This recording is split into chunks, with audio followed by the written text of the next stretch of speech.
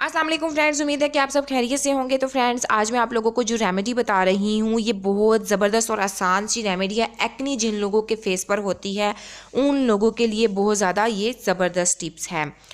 तो ये लगाने के लिए इस्तेमाल होगी। तो वीडियो स्टार्ट करने से पहले आप लोग हमारे चैनल को सब्सक्राइब कर दीजिए। तो फ्रेंड्स, इसके लिए आप लोगों को 3 चीज़ों की ज़रूरत है। आप लोगों ने 1 चम्मच एलोवेरा जेल ले लेनी है, प्योर जेल लेनी है आप लोगों ने, घर की जो पौधे की होती है। उसके बाद आप लोगों ने 1 चम्मच हल्दी ले लेनी है और आधा लेमन यानी नींबू ले लेना है आप लोगों ने। इन तमाम चीज़ों को अच्छे तरीके से मिक्स कर लेना है। जहाँ पर आप लोगों की एक्नी है सिर्फ उस दानों पर आप लोगों ने इसको लगाना है, पूरे फेस पर नहीं लगाना। रोज़ाना आप लोगों ने ये करना है। 25 मिनट तक आप लोगों ने इसको अपने फेस पर लगा रहने देना है। तो इंशाल्लाह ताला आप लोगों की एक्नी जो है वो आहिस्ता आहिस्ता दबकर ख़त्म होना शुरू हो जाएगी।